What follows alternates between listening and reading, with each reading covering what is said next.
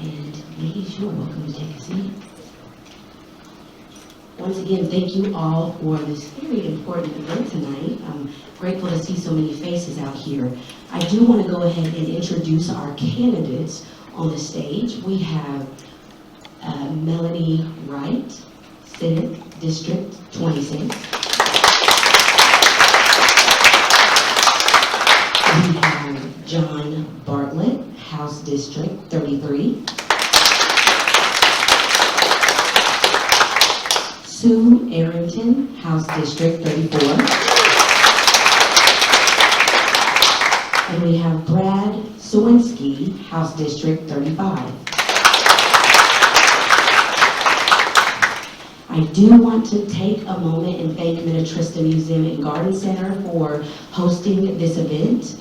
I ask that you all as audience members that you are respectful throughout the duration of the night. I want to name that restrooms and drinking fountain right outside this door to the left.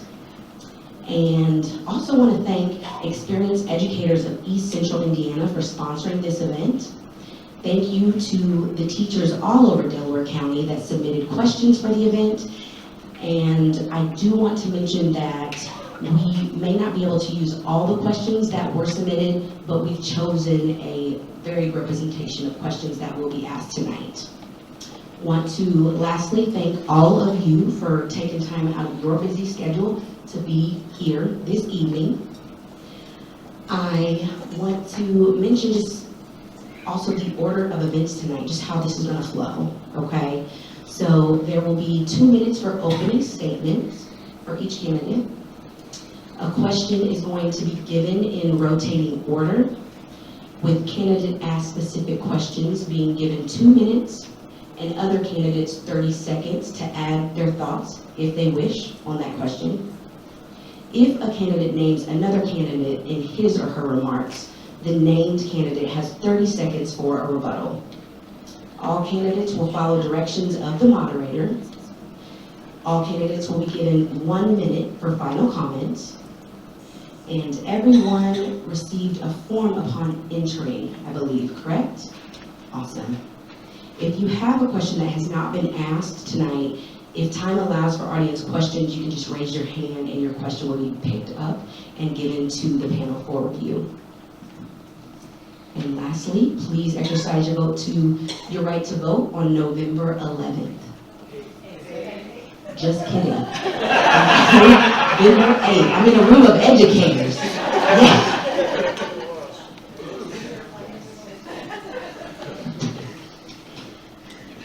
I do want to mention the Republican candidates.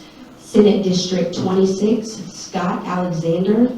House District 33, J.D. Prescott. House District 34, Dale Basham. And House District 35, Elizabeth Rowray did not respond to our invitation to this forum. We are going to proceed with the candidates who are with us this evening. So, thank you for being here.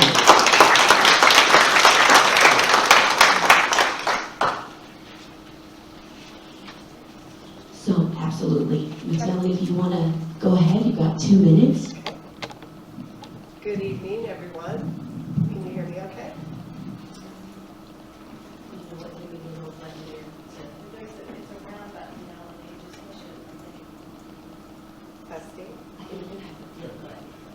Testing. All right. Okay. Good evening, everyone. My name is Melanie Wright, and I am running for the Indiana Senate District 26. I'm so excited to be here amongst educators and to hear your thoughts and your questions and really listen and be a voice for those down at the State House. So currently I am teaching K through 6 music at Daleville Elementary School. I received my Bachelor of Science in Music Education from Ball State University. I also went on to pursue a Master's in Curriculum and Instruction from Anderson University, and I stayed on in the leadership program to obtain an administrative degree, and then decided to go into politics instead. So I know you might ask, why that crazy decision? So at the time, we had student test scores tied to teacher evaluations. That was Senate Bill 1 from 2011. And I just couldn't get right with that as a future administrator. I couldn't get right with tying those two together. And then at the same time, we also had Senate Bill 575 that hit in 2011 that tied, that strict collective bargaining except for wage and wage-related benefits. And so I decided to jump into the political arena. I actually served as a state representative for District 35, which encompasses parts of Madison and Delaware counties from 2014 until 2020. And then I decided to run for this open seat to pursue the Senate seat, and this is all of Delaware and Randolph counties. I feel very strongly for public education. I feel strongly for my colleagues. I want to be your voice, and I know that things have changed drastically, especially in the last 10 years, and especially since the pandemic. Things have gotten a lot needier in our schools, and we need the resources to be able to combat that and to help our students through the learning loss, but also what they need on a social level as well. And I think that what we need, and I will continue later.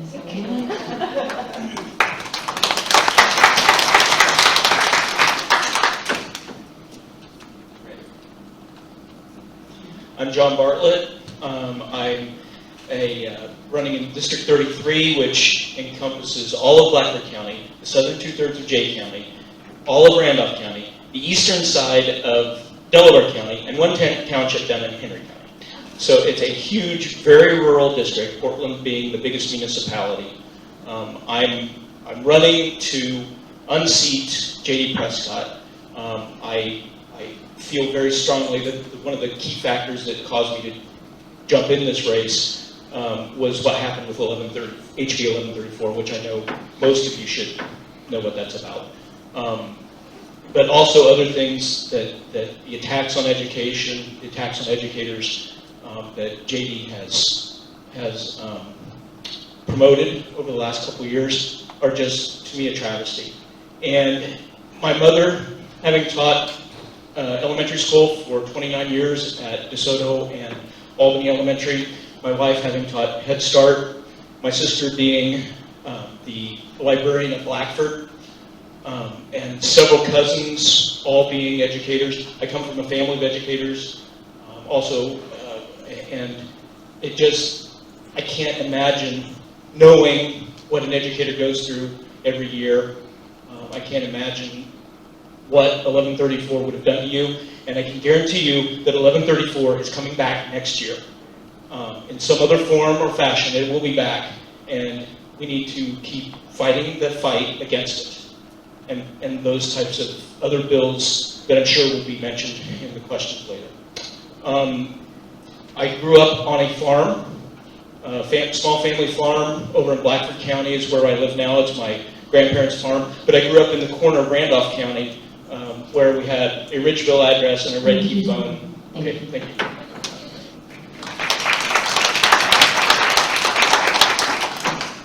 You might want to give a little warning. Okay, I'm sorry. Well, good evening. I'm Representative Sue Errington.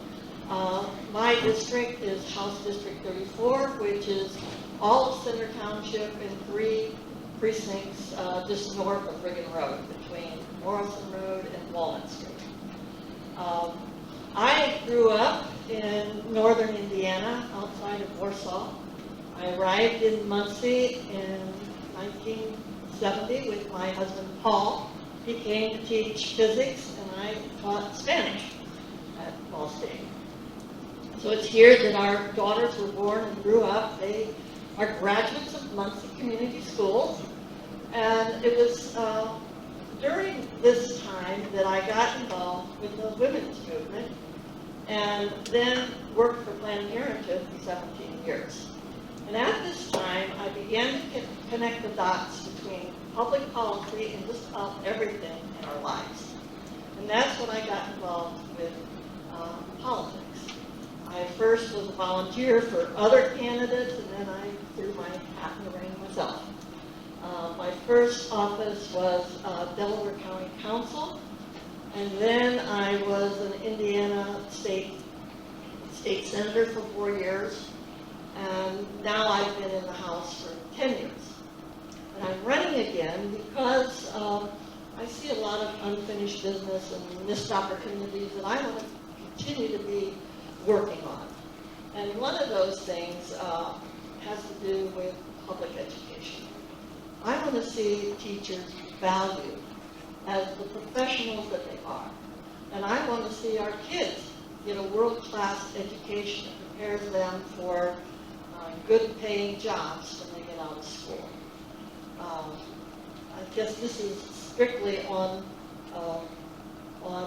education, but there are a couple other things that motivated me to run again too. So thank you very much, and I look forward to your questions.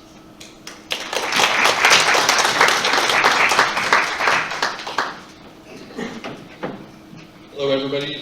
My name is Brad Sowinski. I'm running for State Representative District 35. This past session was one of the most demoralizing I've seen in regard to education, with the attempt to pass bills like HB 1134, which would have micromanaged educators and censored both school and public libraries. We need a legislature that actually listens to its teachers, administrators, librarians, and counselors. My hope is that public education not be viewed as some sort of machine of indoctrination to divide our citizens by teaching the truth. Public education is an institution that cannot be allowed to fail. I have 2 sons in school right now. I believe parents are the ultimate force in the educational and moral growth of their children. Public education is there to aid in that advancement, and both sides require the support from one another. I'm very proud of the school district in which I live. There's communication and respect between the parents and the schools. There is transparency. There's an increased focus given to trade jobs to help students begin working directly out of high school. Public education adapts with the times. But we cannot be frightened to teach the past. We in fact need to find the courage to discuss topics without defining ourselves as left or right, or Democrat or Republican. History is not there for us to agree or disagree. It exists to document what happened. And if new information is uncovered, then it's added to that discussion. JFK said the goal of education is the advancement of knowledge and the dissemination of truth. And I believe that. I think it's up to us as a society where we go from here, though. We have to look at ourselves, look at our past, and be able to acknowledge the truth so that we can collectively move forward. Thank you.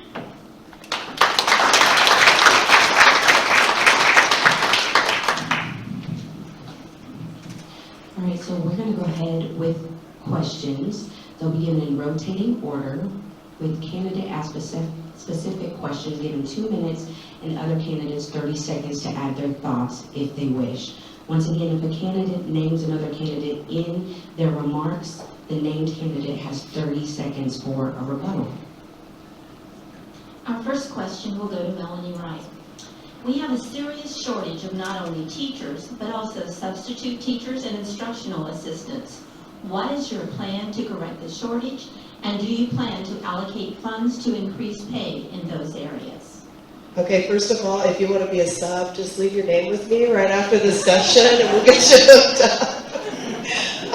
We are all so desperate in this area. So what happened is, as the changes in public education became apparent, the legislature really thought that the younger teachers would come in and just say, hey, I'm going to put my teaching up against a veteran teacher. And it didn't work. The young people just said, I'm not going into this profession. So we have a lot of people who are not going in, and we have a lot of educators who are not, with their conscience, advocating for students to go into public education because of the treatment for the state. I think the first thing we need to do is be more positive with our educators. And the other thing we need to do is desperately, we need to involve them in the conversation. But not only teachers, administrators, and superintendents. Now, those groups are sometimes represented by lobbyists, either through unions or through their separate organizations, and they do lobby at the state level. But we need to be down at the grassroots, talking to the people, especially since the pandemic, about what the needs are. And we are simply leaving that part of the conversation out. If we did that, I do believe that we could set an example for the rest of the country, because we would actually be problem solving instead of being pulled by what lobby group donated to campaigns and things like that. By the way, you can check out campaign finances for any of us on the Secretary of State website, newindiana.gov. It's very revealing if you go and look at what those organizations and the philosophies stand for.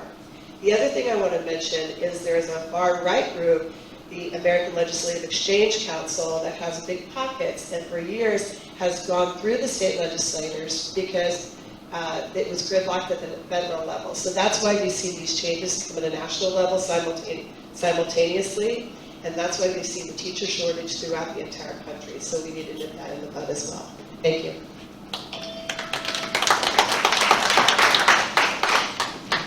This question is for John Bartlett. The pathway to becoming a certified teacher is strenuous and costly. Do you have a plan to help prospective teachers get the certification that they need so that all classrooms in the state are covered? Well, my mother having been a teacher, as she was exempt from a lot of the certification, the having to take the additional classes every so many years to keep your certification. And some of those are quite costly, especially when, to the teachers, especially when your pay raise has gone up $29 over the last 25 years. We do need to be providing funding for things so that you can keep your certifications up, to keep the renewals going. Some of these things, like we're sitting on this huge budget surplus. It's huge. And instead of giving it back to everybody in a tax cut, which I could show you the math, but it will come down to about a $9.62 per week amount back to your bank account. But $9.62 versus let's keep it together and let's use it, where we could take for the 65,000 public school teachers in Indiana, we could take $500 million of the $5 billion, and it's still growing, so it'll be back up to $7 billion at some point in the near future. But we could take $500 million of that surplus and give it to teachers and increase every one of those 65,000 teachers by $7,700 a year. That's a tremendous pay increase, and it would put us back on track to going back to what Melanie was talking about, retention of teachers. We went to a state of education meeting in Randolph County a few weeks ago, and every single superintendent that was there showed us exactly what was going on with reduction in teachers. Thank you. Our next question is for Sue Errington. In the transition to teaching licensure, as people who have other jobs that decide they want to go into education, should the state require a candidate to have completed university courses in education and methods, and why? Yes. I've sat on the education committee in the House for several years and listened to all the arguments for really sort of dumbing down education. And I think that one of the things that happened is we stopped requiring certification. As you said, it's been transitions to teaching. I mean, people may know the content because they've done the work, but they haven't been in the classroom. And you as teachers know that there's a lot more than just content. I was a substitute teacher for a year or so. And I learned how hard classroom management is. And those are the kinds of things you learn when you take methods and do the other things that certified teachers have to do. Now, maybe the student teaching isn't needed or could be a different way, but I do think that it's really important for the people who are doing transition to teaching to know more than just the content.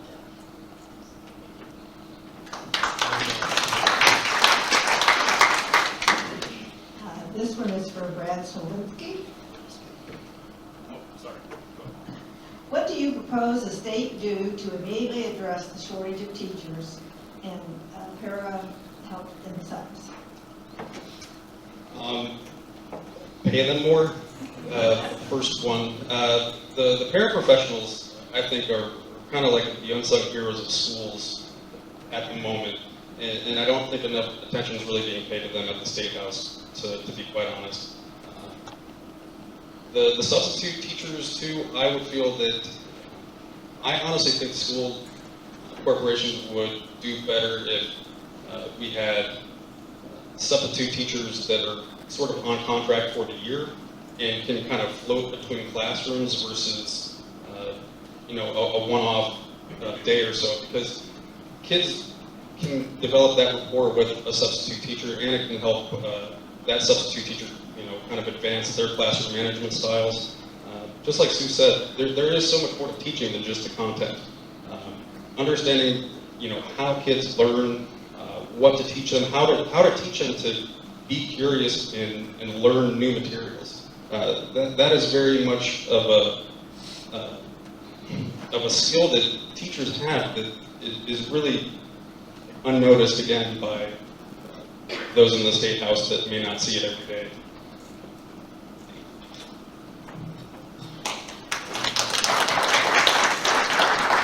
So before we move on to curriculum, are there any last statements that any of you want to say? You do have an extra 30 seconds if you want to use those.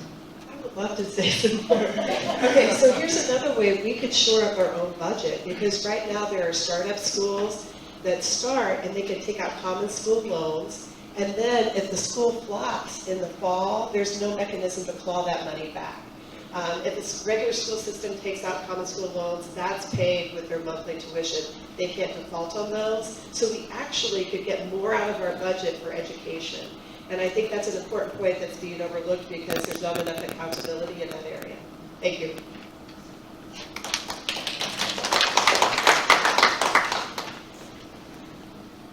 I would just like to address the teacher shortage. And it's not something that just happened in the last couple of years. This is something that is the product of about 20 years of change in education and the priorities that the Indiana General Assembly has made. And I have to say, as a member of the minority party, I've been in the minority my whole time in the General Assembly. And so it's the choices that have been made. Choices to put so much emphasis on testing. Well, maybe that's not the right way. Well, we try something else and get other people. Time, Ms. Sue. Okay. Thank you so much.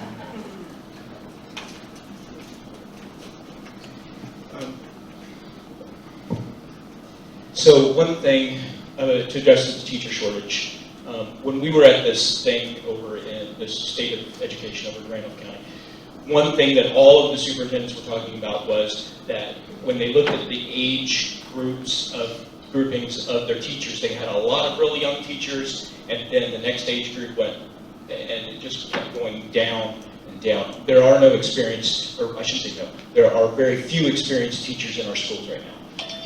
We need to have the funding to keep them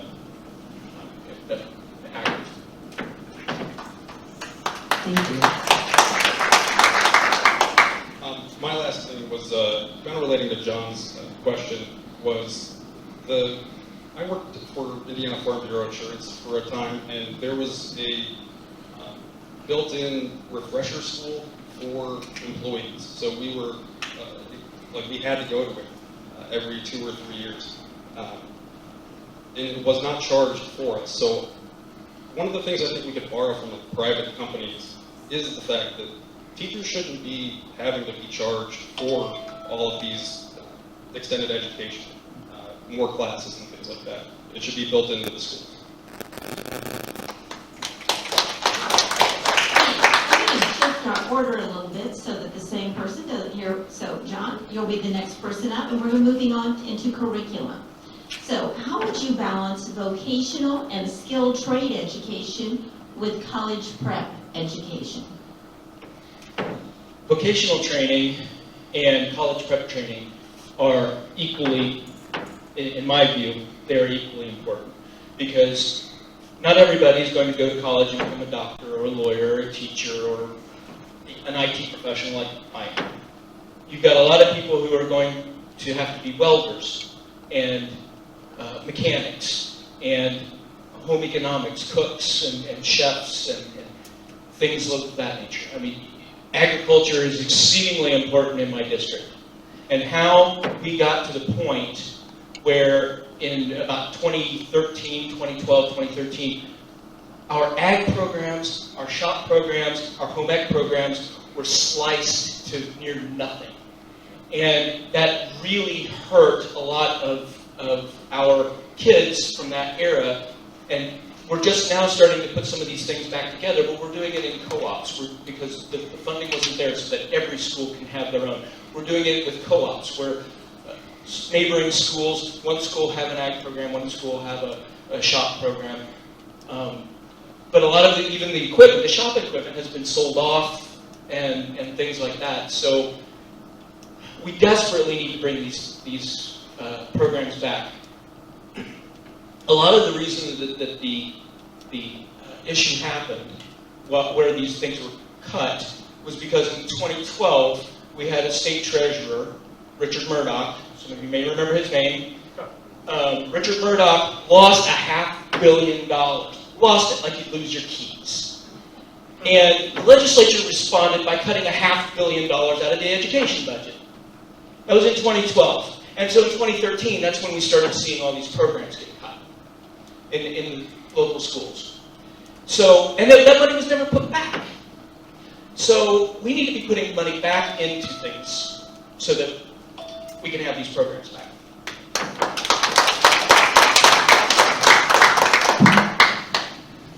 Sue, what are some constructive ways that parents can have a say in what is taught while still complying with the state standards? Well, for one thing, there are parent-teacher meetings that I don't think are very well attended. But I think that's one way. They can go to school board meetings, and school board is the policy-making body for the school corporation. And they do have time for citizens to speak. And it's just like with a legislator. You can talk to your school board members individually if you see them. People stop me all the time at the grocery store. So the same thing could be happening with school board members, and I'm pretty sure it does happen. But maybe not everybody knows how they can, or are intimidated, think, oh, well, they're school board members, I can't talk to them. But they can. You can talk, you hire those school board members when you vote for them. I know that I've been on textbook review committees. I presume they're still going on. And that's, you look at the standards and you look at what are these textbooks we're using and, evaluate, maybe you've got 3 or 4 that the school board is thinking of, they only are going to have one. And so parents can help choose those textbooks. So those are the things that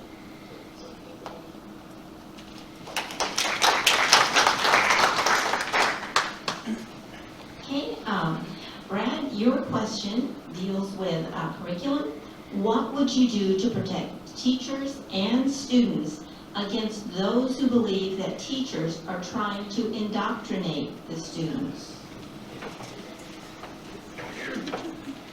Like Sue said, the parents are they're involved as much as they want to be involved. If a parent ever feels like they have an issue with the school board or a teacher, they should be able to go voice that concern to that teacher, to that administrator, and then if that is the end of the line of the chain of command, then the school board. What I'm totally against is the idea that what is good for one student is automatically good for all students. That should not be the case. I feel that it takes like a village to raise the child, but it is still up to the parent to be involved in that child's life and involved in that child's education.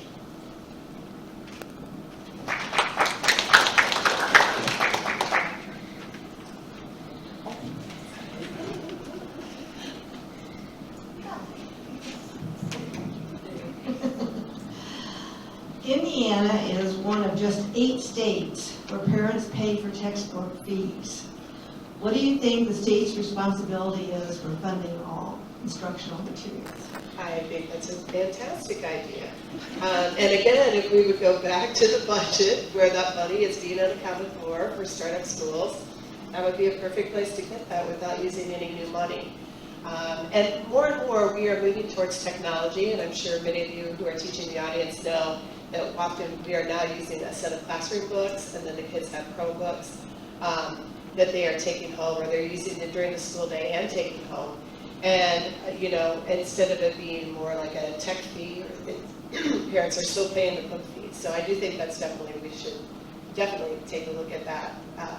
And I think it's also hard for working families because as I was listening to my colleagues up here say, what's not mentioned is like the plight of working families. So in the last 10 or 12 years, we've seen working families not be able to have 40-hour-a-week jobs anymore just because of the availability. So they might be working, like if they're working as instructional aide, they won't go over that 30-hour mark because then they'll have to have insurance offered by the school corporation. And then there's other people who are maybe working 28 hours and having to have an additional 15 to 10-hour job a week, and that's so difficult for working families. And then we're expecting them to come home and help with homework and be involved in the school. So it's kind of a sticky wicket, and it's very enmeshed in how we would go about rectifying some of those things. And then they're not bringing home as much money with 2 or 3 different jobs. But that is something that I've noticed, especially in my community and with the educators that I've spoken with around this area as of late. And I think that if we really take a look at, you know, how much our working families are putting the bill, that we could really do that. That would be a substantial help to them, especially when that all comes at the beginning of the year. Now there are payment plans for that as well. But it's still a lot of money. It's several $100s. And for those of you who have multiple students, you know that total for that.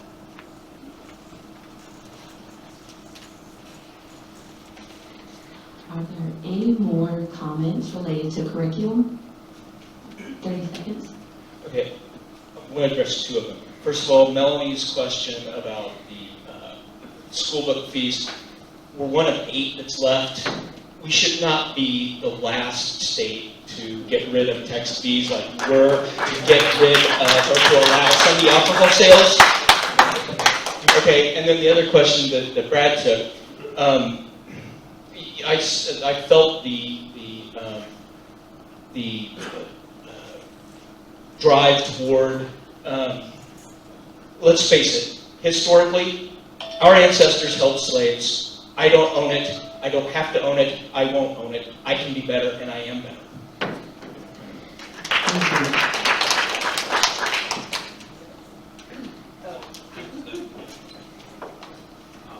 Just to follow up on mine too, introducing a topic is not indoctrination.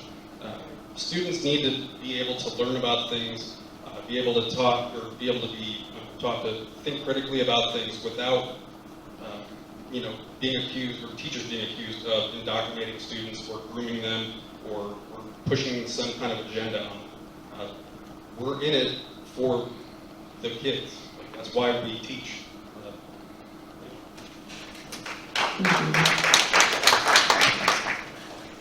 I want to add one more thing about parental involvement. So there's lots of opportunities. Absolutely, if you have any concern, contact your child's teacher. That's the #1 step in the process. And then you can go through the administration. If you're still not satisfied, go to the school board. If you're still not satisfied, keep showing up at the school board meetings. But I will tell you, we had one parent who came in and asked about the curriculum last year. Our principal sat down with him. He was like, "Oh, okay, I'm good." Another thing, come in and sob. I'm so serious about that because then you will really understand what's going on in the classroom. It will not be hidden. Thank you. Sue, are you ready for the next round? I'm ready. Okay, we're moving into the area of mental health now. Statistically, today's students are struggling with more issues related to mental health than in the past. How would you approach offering mental health services in the school system? Well, first of all, I know that it's become an even bigger problem because COVID, and schools being shut down for quite a while. So I think we don't have enough counselors and social workers in our schools. I know they've come and talked with us and asked us to put more in the budget.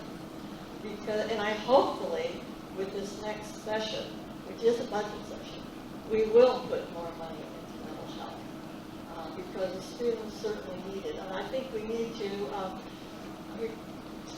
every student's different. And so we have to recognize that and try to address their problems. They don't all have the same problems. So address each student as an individual to approach not only their mental health, but their learning, what they've lost over the last year and a half. So I guess those are the main things that I can think of that we need to do. And I know there have been proposals brought up and they have been turned down. I think we did, with the federal money that came in this last budget session, that helped. We were able to put more money into a lot of things, including mental health. So we do have that surplus, and we need to think about investing in our people and our kids instead of just letting it set and look good to Wall Street.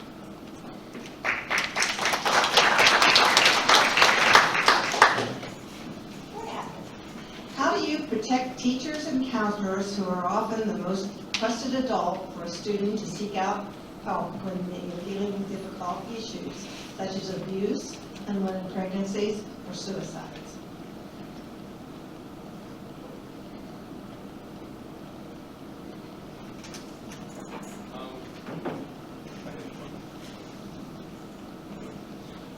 Protecting teachers, I think, still needs to involve the parents. I think that parents need to be able to trust the educators, and I'm not sure where that has been lost. I don't think it's on our end. However, there is a mistrust of educators right now that I cannot pinpoint, but we can be the ones to build that trust back. If we are needing to, give mental health assistance to a child, that should still somewhat be run by the parents, I believe. But in a general sense, not like we're going to tell you everything they say. Because I want my child, when they're at school, if they can't talk to a trusted adult, that is bothersome to me. I feel like my kids should be able to trust their teachers, their counselors. And I think that really involves a lot of communication between the parents and the students and the school corporation. And I think that's a very individual school corporation-based concept, though. I don't think it's necessarily like a Band-Aid for the whole state. So, again, I think parental involvement in school boards, parental involvement in who their teachers are, is so important for that reason. It's not as if we're just giving our kids away to a school that we don't know anybody there. That's what I love about Alexandria Schools, is that I know almost all the teachers. I know the school board members. They're parts of my community. I trust them with that. And I think that's where we need to kind of get back to. Thank you. We're going to go ahead and we're going to move on to, we're still with you, Melanie. Okay. But we're going to be addressing questions related to learning now. So what are your thoughts on the legislature limiting schools to only 3 days of e-learning this year, especially since we are accustomed to using the e-learning platform now? I have so much to say. So during the pandemic, it was like bring on e-learning, and we were all in different phases of that. Like I know Delaware was just rolling that out, but Yorktown had been on it for several years. So we were kind of in different areas of experience. And then all of a sudden we get to this last legislative session at the very last minute, And then they basically told us that we had to do so much asynchronous time and so much synchronous time. Well, the way that we had it set up, we already had our calendar approved well in advance, as many of your school corporations do. We had to have a special session with the school board in order to tweak that, in order to meet those needs. So for instance, on Thursday and Friday, we have parent-teacher conference days. As a special teacher, I really advocated for the specialist teachers, let's take on that e-learning process and let our classroom teachers be able to get ready and prep for those conferences that are going to run until 8 o'clock on Thursday night, and then again on Friday morning. So it's just little things like that when they make those decisions, they have no idea how it impacts, how it looks like when it's rolled out. And again, if they would just take a handful of schools in their district and just say, hey, how would this work for you? And then come back and let the General Assembly know, and then we could tweak it that way. But instead, I feel like, and I'm going to use this analogy, it's like if I would take my car in knowing I needed a new transmission, and then when I get it back, they're like, I painted your car, I fixed it.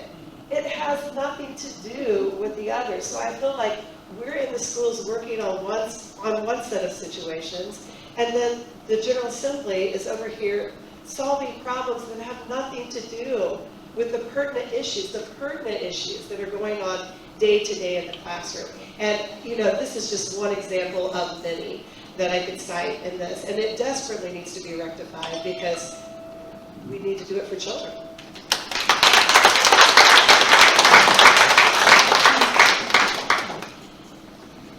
John, how would you approach decreasing the learning gap for our post-COVID students? Well, COVID was an unprecedented experience. So many things have happened. I really haven't considered, I'm not familiar with all of the gaps that occurred because of COVID in education. I'll be honest, I haven't considered much about it. But I think that what needs to happen is that legislators who don't know what's going on with it, we need to have open ears. We need to have be talking to teachers. We need to be talking to the principals and educators across. We need to be listening to what your ideas are, and we need to be considering what the best course in all of this could be, because everybody has different ideas. We need to be talking, and we need to be putting these things together, and we need to be charting a course that is a compromised course that we can figure out the best ways to do this, to bridge those gaps. Again, I'm sorry, I haven't ever considered that topic. I don't know much about it, but I've got an open door, I've got an open phone. Call me, talk to me, tell me what your ideas are.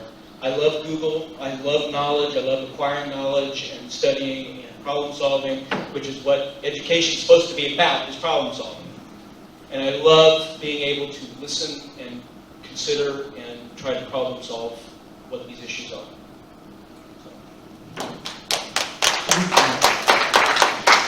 For the candidates, any last statements on learning? Excuse me, mental health. Okay, so our learning gaps are showing up like when we do standardized tests. So for the first time, our third grade teachers, as you know, have to do I read and I learn. So they're the double whammy at that third grade level. And so most schools use the success program where as a special teacher, it's like 2 days I'm teaching math, 2 days I'm teaching language arts, and then every other Friday I'm doing kindergarten.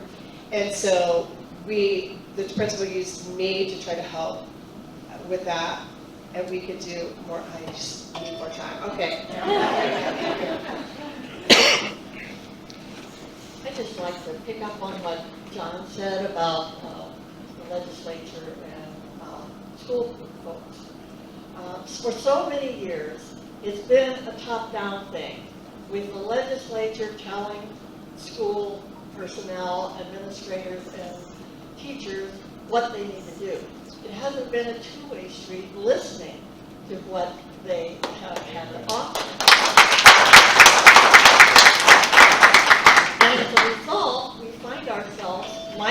managing the people who knew the most about them. Amen.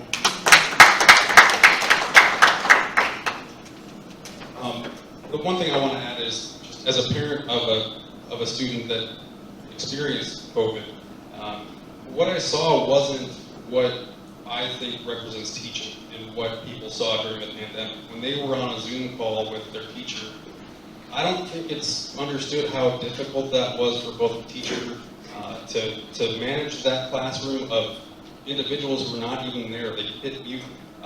My kid's class started with 25 kids with a Zoom meeting, and then by the end of the year, it turned out like he was one of 5. I think parents, like as a parent, I still feel I need to be held accountable for my child's education. I do have a comment on the question to Brad about mental health.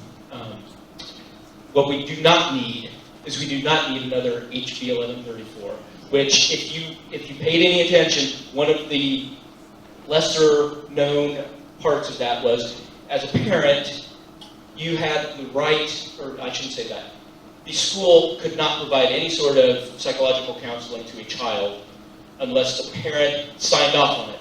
What parent who's abusing their child is going to sign off on the school giving them psychological counseling? Okay, we're moving on to our final round of questions here that we have. And these deal with accountability in a number of different areas. But Brad, you're the first one up. And it's, what are the advantages and disadvantages of school board candidates aligning with a political party?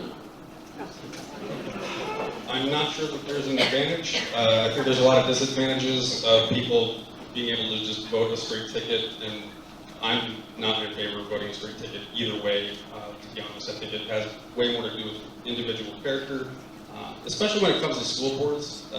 They are in charge of the curriculum. They're in charge of our students, and we should be able to know them in a way that isn't, oh, well, he's a Republican or she's a Democrat, or anything like that. It should be a focus on the children, not a focus on the party. And I think that would get lost if we allow that to happen.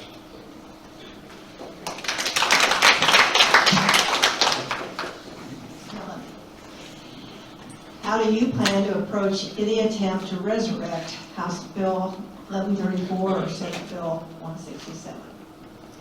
Okay, so those bills will be piecemealed out.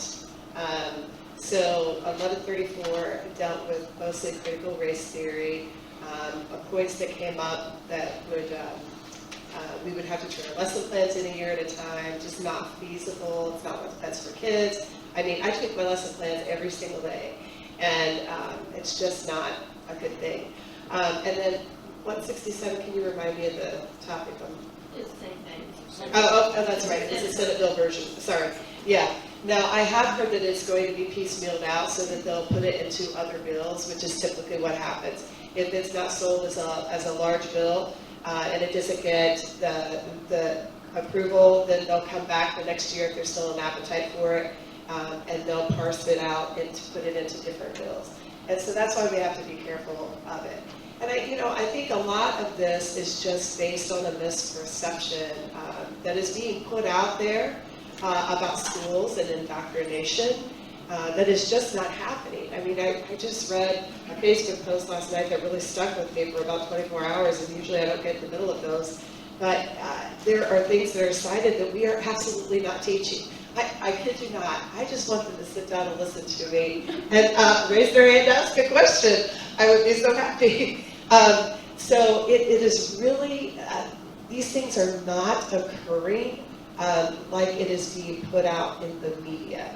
And that's another thing I think we're going to have to push back against. And then I also think it's going to just take a lot of us just talking to our peers and our colleagues about this. And let's face it, you guys, in the education profession, we have Republicans and Democrats as teachers. And so we are all finding this common ground of where we're concerned about public education. And we have to really rise up and make our voices be known in that area. Thank you.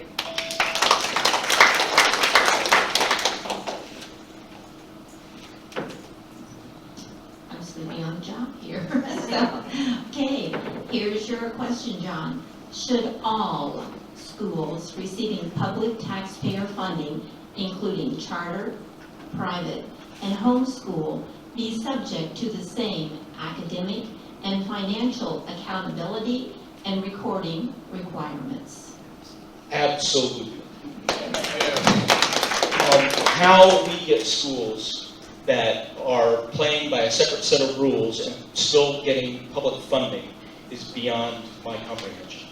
They have to true up. I'm sure you guys all know this. They have to true up their enrollment twice a year, and then with their enrollment, they get $6,800 per student. I think that's the right one. They get $6,800 per student. So out at Deerfield, when we had an event over in Randolph County, a Deerfield teacher was telling us that, and this was like the second week in September, she had a family of students that were homeschooling, and they started in August, so they got their funding, they got their $6,800 for all their kids, and then they decided they couldn't deal with homeschooling their kids. So they sent them back to Deerfield Elementary.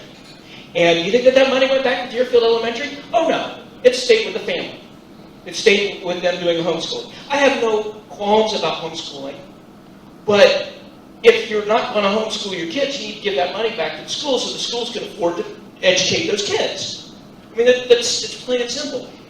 And when they don't have to pass the I-STEP and the I-LEARN or whatever we call it now, when they don't have to pass those tests coming out of a charter school or a private school or a homeschool, and public schools are held to that standard, how is that equal? How do we know that those kids didn't just like have 12 years, 13 years, or whatever it is of not learning a thing and not being able to come out and perform in society like the rest of the public school kids did?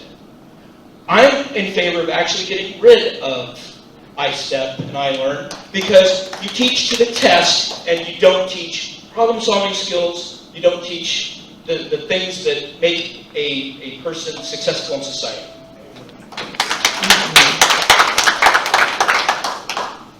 Okay, Sue. How will you ensure that all schools receiving taxpayer funding are accepting and accessing students in ways that data can be compared equitably? Areas to consider would be testing, provision for special needs, English and second language students, attendance, behavior, socioeconomic. Well, we could have to change the law because what we have now is not equal in accountability. And so those that are not as held to accountability that public schools are, we need to change the laws so that they are. I know we've had some scandals with some of the alternatives, and it's because they're not held to the same amount of accountability. And so I think that's, and in order to do that, we have to change the makeup of the legislature, and that's why elections are so important, because that's when you, just like this, you come to a meeting, you find out where the candidates stand. If they don't show up, you don't know where they stand and what they would do as legislators. So I think it's important. You may see some of these other candidates out in the grocery store. Go talk to them. Find out what are the details of their big picture platform, most of which has something to do with education, because education is over half of the state budget. And you all have a right to have more accountability for how that budget is spent. When I think of the school funding formula, the private schools, the charters, they all come off the top.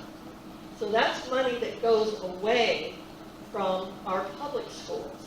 And it doesn't necessarily go to a private school that's here in Muncie. I understand that Muncie has lost over $3 million to vouchers. And yet those vouchers aren't in Muncie. They're in Evansville, Indianapolis, Fort Wayne, other places.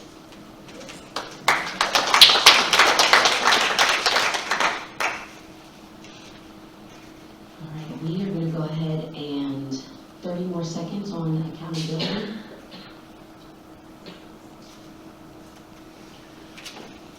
Well, I wish I'd gotten Brad's question, because my opponent, J.D. Prescott, introduced or authored HB 1182. If you don't know what that was the bill that failed, thankfully, to privatize it. And the reason what he gave for it was because if he files a Democrat or Republican, you can tell what your morality and financial responsibility is.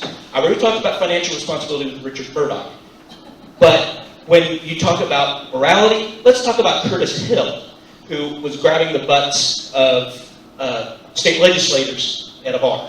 Time. Thank you.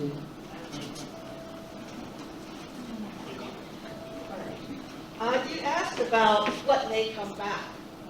My concern is what's new is coming up, in addition to what may come back.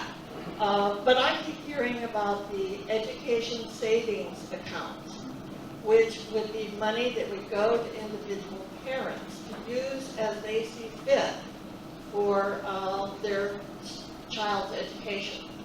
And the programs I've seen for that, there have been some bills that have been introduced, and they're very, talk about lack of accountability, that's where it's at, so watch out for those. Thank you.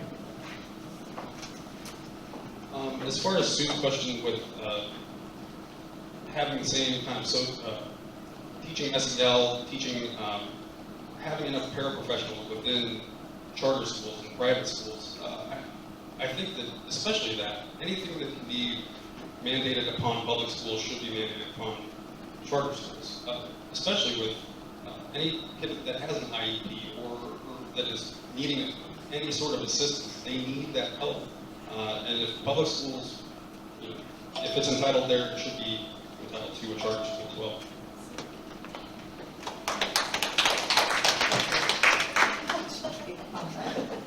All right, we are going to take a 3-minute break. We're doing really well on time.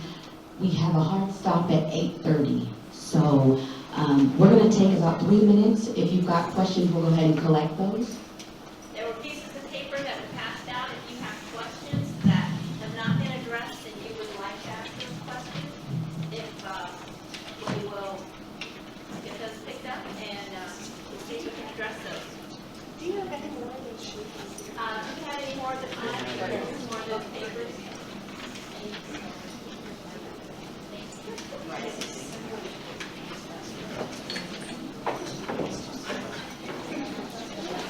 You got a nice little camera there since the protest.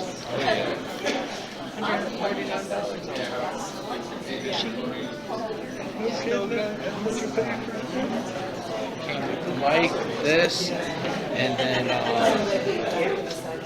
this one right here. It came with this bad boy, so I can take this off of the phone. Yeah, you need that like a fat rat like that. I mean, that looks like that's about $1,000 reader. Right? And I think this was like $9 at Walmart for the stand. Can't beat that. That's what I said. If we set up a studio and start doing a show, nothing to get like 3 of these cameras and we spend like $450 and good to go. After that, wiring, running everything, that won't be hard. That ain't bad at all. I was telling Harry that you were interested in trying to convert your garage thing, and I'm thinking, since you're married, I don't know how your wife feels about that. I'm thinking, well, let's see, I got to think outside Let's the put it box. like this. My studio right now is in her walk-in closet. It's a nice size. It's like probably about around that size right there. It's loaded shelves and all that. Right. But I utilize it because shit in there. Gotcha. So if I was like, hey, I'm going to put stuff in the garage. Well, and I got to think about that.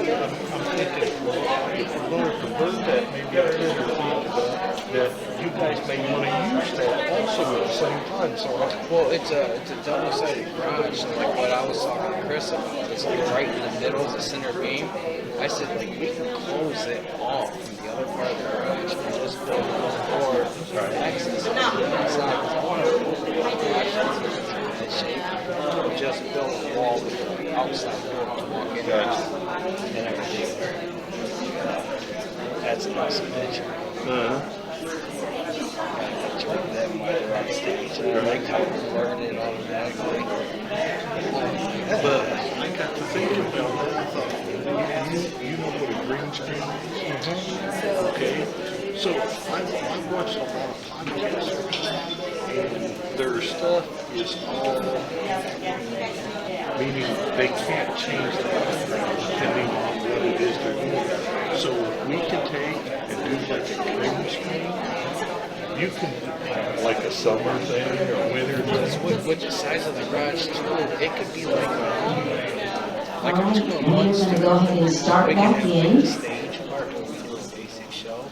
Right. Like right at this second. Okay, our first question we have, Sue, this one, they particularly asked for your comment on this. So it says, how important do you feel it is for students to be treated equally and equitably regardless of gender? Well, obviously, I think that every student should be treated equally and, regardless of their gender. Our kids aren't all made out of the same mold. And so we have to recognize that. And I know we had a bill in this last session that passed dealing with transgender and sports. But there's that. It makes me sad to see that we are singling out, that's bullying kids that are transgender, in my opinion. And so I think we need to recognize that we're all different, and so are our kids. And we need to recognize those differences and treat them with respect and as, people we value, and not be bullying them into trying to get them to run into a closet.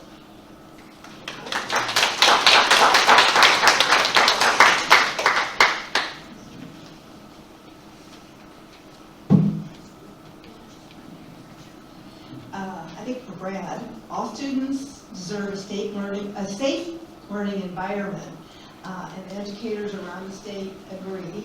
What can our state legislature do to fund more local support for programming for highly aggressive students who deserve an education that meets their unique needs? I actually started out at Alexandria Schools as a homebound instructor. So one of the things that we would do is actually, if there was a student that had an IEP that was suspended for whatever reason, we would actually teach them off campus. That's how I got involved in the library. We actually went to the Alexandria Monroe Library there, and we taught there. Extending options is necessary. It's not, no student should ever be given up on. There's always going to be a way that we can reach through to them, or find an alternative way to educate them.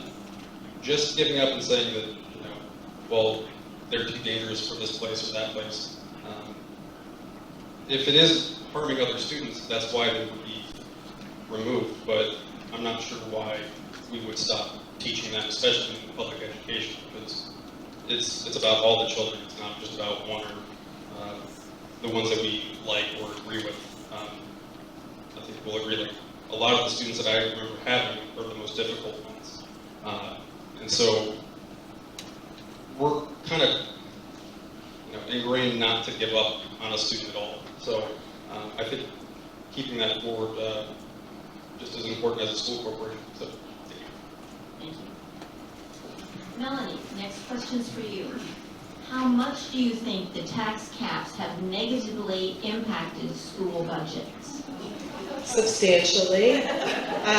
So the tax caps that were implemented, and rightfully so, something needed to be done to fix that issue.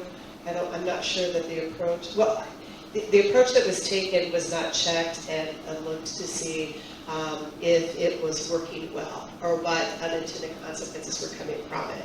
So a lot of those taxes are shifted to the state and then they're refunneled out into communities. So that's why you see a lot of school corporations who are now offering referendums because they don't have enough of that base funding that's coming in from their local taxes. And so they have to ask for a referendum. Well, if you're in a small rural community, I know Alexandria did this a couple of years ago under Dr. Melissa Briscoe, their superintendent, and she said, I realize that every 10 or 15 years is the only time I can ask for a referendum within this rural community. She knew the financial dynamics of that ask. But they did everything they were supposed to do. They consolidated, they closed one building, and then under that, the school could have still been purchased for $1 by a charter school. Because that's what is in state code.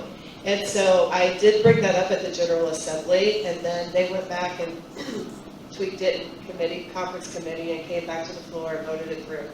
But we all have schools like that we have to be so incredibly mindful of how that is affecting the individual schools.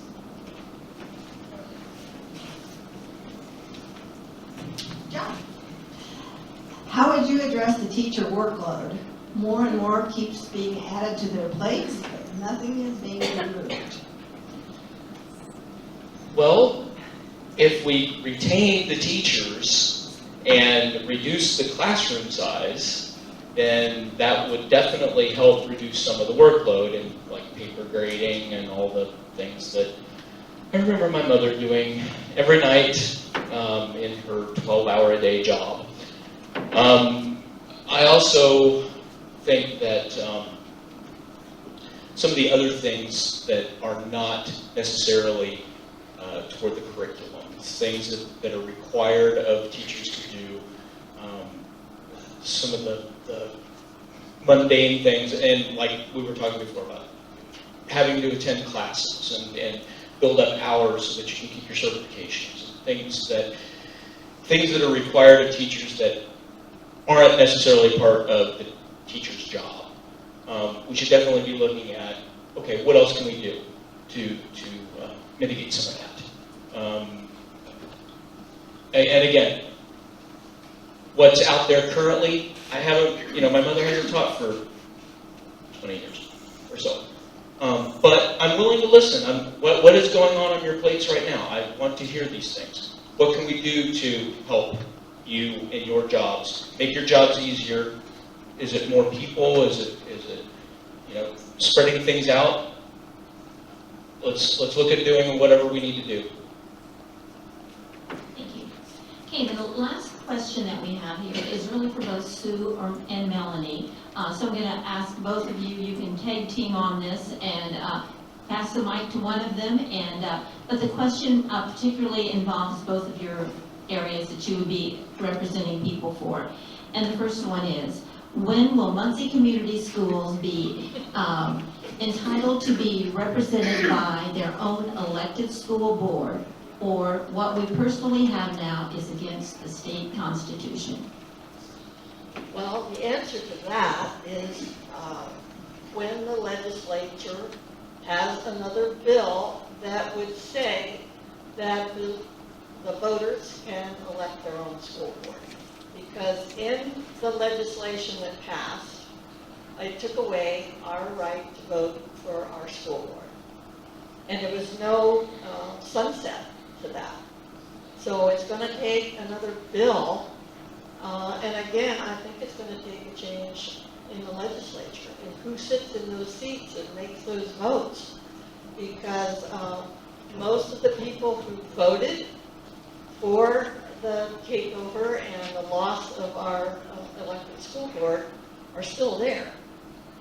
And so those of us who did not vote for that, there's just not enough of us to do it by ourselves. There has to be a change of heart in the majority party to make that happen.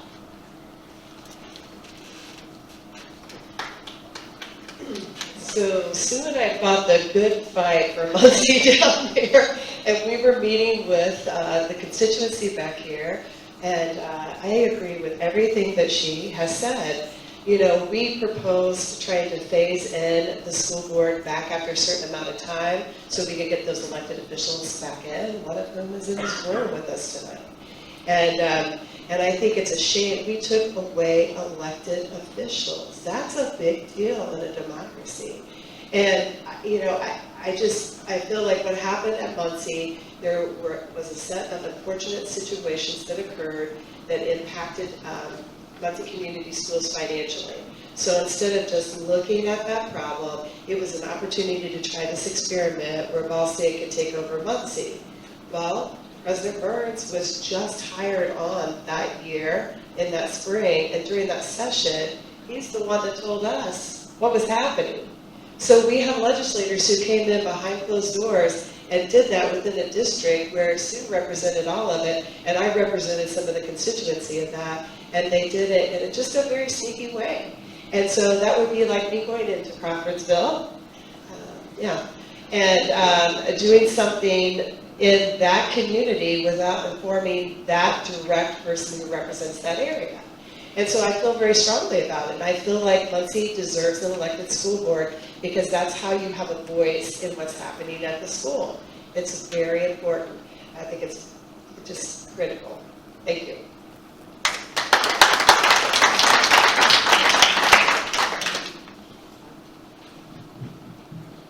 All right. Well, I think we're all done, folks. Unless, oh yes, just kidding. Let me get back on my job. 2-minute closing remarks for everyone. Can I just And- add on to what John's question? Yes, go ahead. Okay. So John had the question about teachers being overwhelmed. Can I hear an amen? Oh my goodness, I feel like we're playing that game where we're moving the numbers around. The sign of good leadership is when you can go and say, okay, I have this problem, here's the possible solution I see to it. I feel with the state legislature, they're not doing that. They're just loading up our to-do list. So here we have what's going on here, and now we've got this simultaneously running to-do list. And I do not think that's effective leadership at all. We need to change it.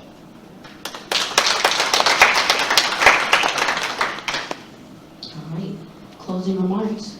Everyone has 2 minutes to close out. So I am so excited to be here tonight. It's so nice to be among educators. I am thrilled to be here. I'm thrilled to be running for this office. So once again, it's for the Indiana State Senate, District 26. It encompasses the entire counties of Delaware and Randolph counties. And not only am I asking for your support, I'm asking for your vote. And I am asking you to please spread the word. I also want to add some other things. There are other things I advocate for. I'm a big proponent of advocating for agriculture because we live in a very rural area.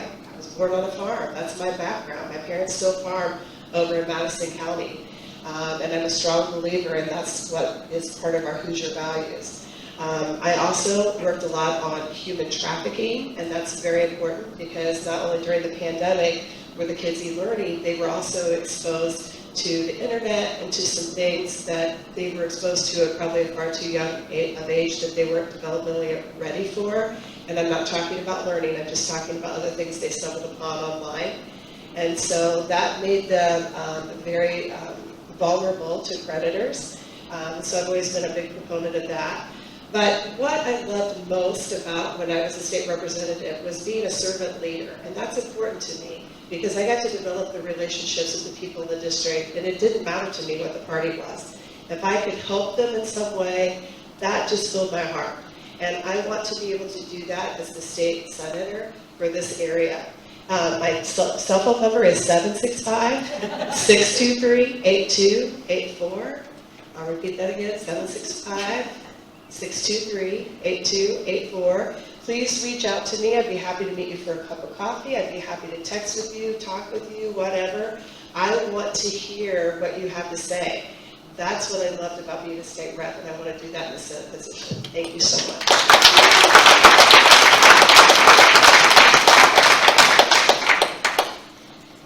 Well, I'd like to thank experienced educators of East Central Indiana and Minnetrista and everything for hosting this event. This has been tremendous.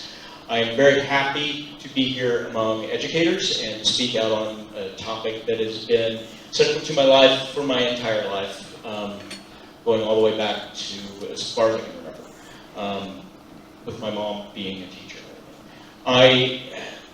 Other things that are important to me, and this directly affects the education system here in Indiana, is something that's very important to me is that the population loss of this area.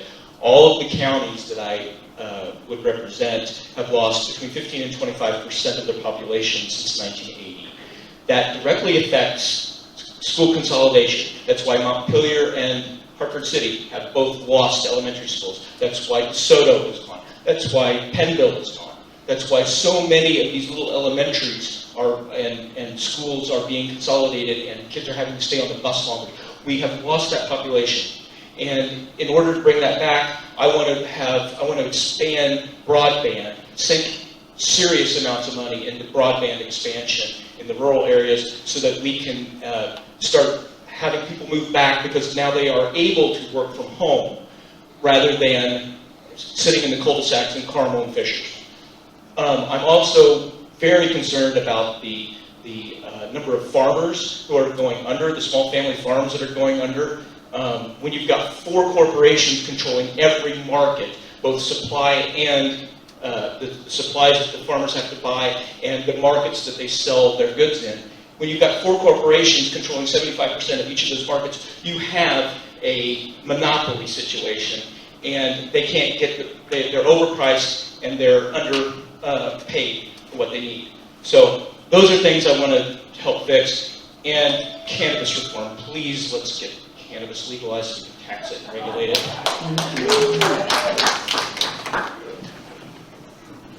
Well, I too want to thank you for having this forum for candidates and to Minnetrista for hosting it. Again, my district is 34, and it's all of Center Township, which is most of Muncie, and then that little bit north of Riggin Road.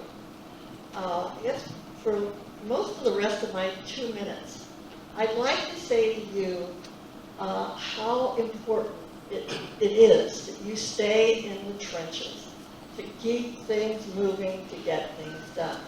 I can't tell you how impressive it was when teachers had the Red for Ed Day. If you remember that, I tell you, that really made legislators sit up and listen.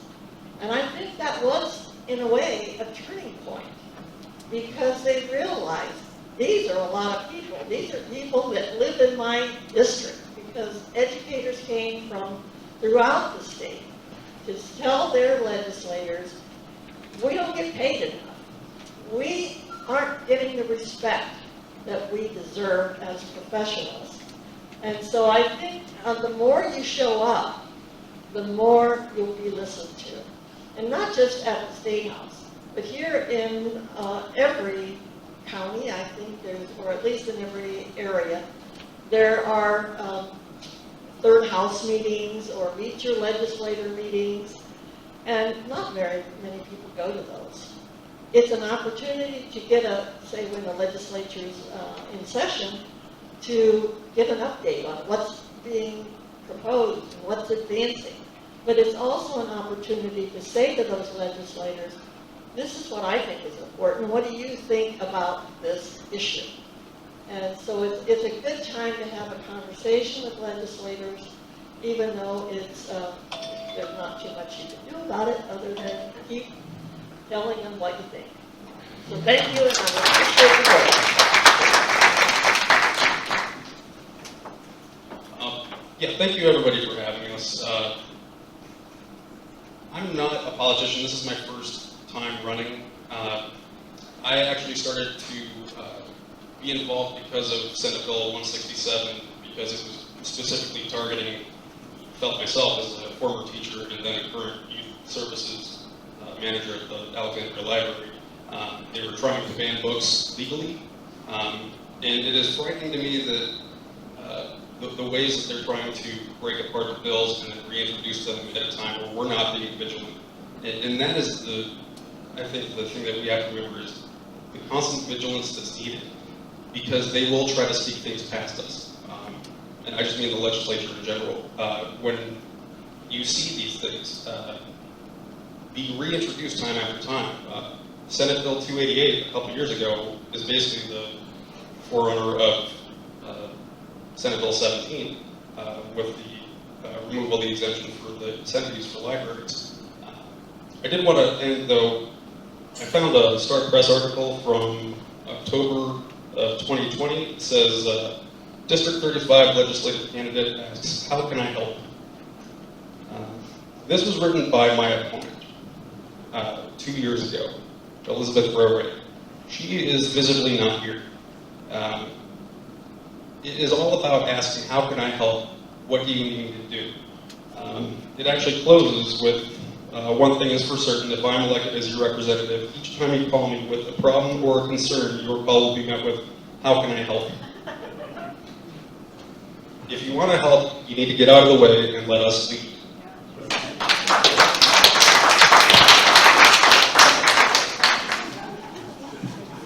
All right. I want to say thank you to our candidates for showing up today. Thank you so much. This very important conversation today. Thank you to Minnetrista.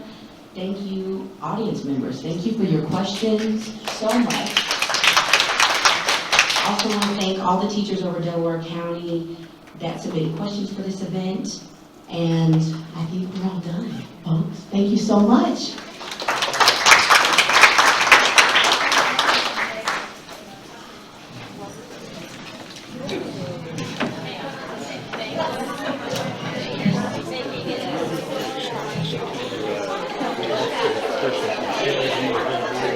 No, I got a message him back. I told him when I get my truck fixed, I was gonna try to go down there. You know the name? Because I did, when you said that he was,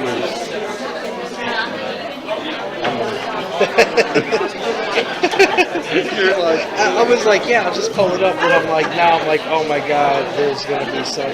But what's the area? Oh, did you see that? I looked and I pointed the camera and I was like, oh man, that would be taking an awesome picture. Do you know the area? Alright, take it. You guys taking off. It was nice meeting you.